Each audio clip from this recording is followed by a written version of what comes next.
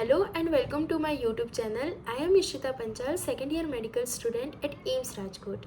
I am here to share my revision strategy that helped me out to score 665 out of 720 in NEET 2023. So as you all know कि revision जो होता है वो कितना ज़्यादा important होता है किसी भी कॉम्पिटिटिव एग्ज़ाम को क्रैक करने के लिए। पढ़ाई तो सभी कर लेते हैं, बट फिर क्या होता है कि आगे का पढ़ते जाते हैं और पीछे का भूलते जाते हैं। अगर प्रॉपर कोई रिवीजन स्ट्रेटेजी नहीं है तो फिर चीज़ें जो है वो बिल्डअप हो जाती है at last. So I have some revision tips that you can follow to enhance your score in NEET और एनी कॉम्पिटिटिव एग्जाम।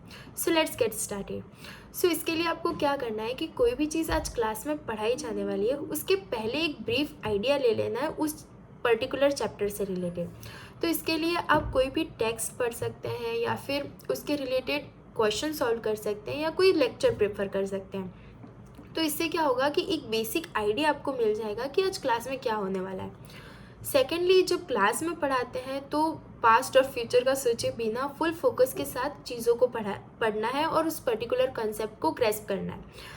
थर्डली, जब आपको क्लास के बाद कोई ब्रेक मिलता है तो उसमें बस सुपरफिशियली चीज़ों को 1-2 मिनट के लिए देख लेना है कि आज क्लास में क्या क्या पढ़ाया गया है।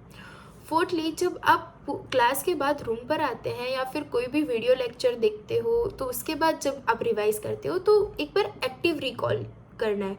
जो भी आपको चीज़ें पढ़ाई गई है उसको एक पेपर पे बिना नोट्स की हेल्प से लिख लेनी है कि आपने जो पढ़ाई की और अभी जब आप पढ़ रहे हो तो उसमें आपको कितनी चीज़ें याद है। और इसके बाद जो आपने नोट्स बनाए हो क्लास में या फिर उसके रिलेटेड कोई बुक है तो उसकी हेल्प से कौन कौन सी चीज़ें मिस आउट हुई है वो चीज़ें आपको देख लेनी है और फिर उसको हाईलाइट करना है ताकि आपको पता चले कि कौन सी चीज़ें हैं जो आप मिस आउट कर रहे हैं और फिर वो आगे की रिवीजन में आपको हेल्प करें। और यही चीज़ें, कोई भी चीज़ है तो उसको तुरंत तो रिवाइज़ करना ही है और हर हफ्ते भी रिवाइज़ करना है और मंथ के एंड में रिवाइज़ करना है। और इसमें ये रिवीजन स्ट्रेटेजी है जो आप फॉलो कर सकते हो। उसमें जो मेन 2 स्टेप है वो है कि कोई भी चीज़ पढ़ाने से पहले उसका बेसिक आइडिया ले लेना और एक्टिव रिकॉल मेथड। इस चीज़ की हेल्प से आप चीज़ों को लॉन्ग टर्म तक रिटेन कर सकते हैं और लास्ट में कोई बिल्डअप नहीं होगा आपको।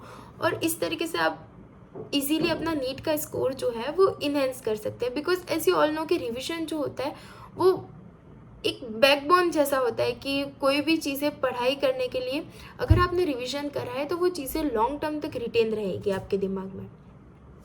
So that's it for the video. Thank you.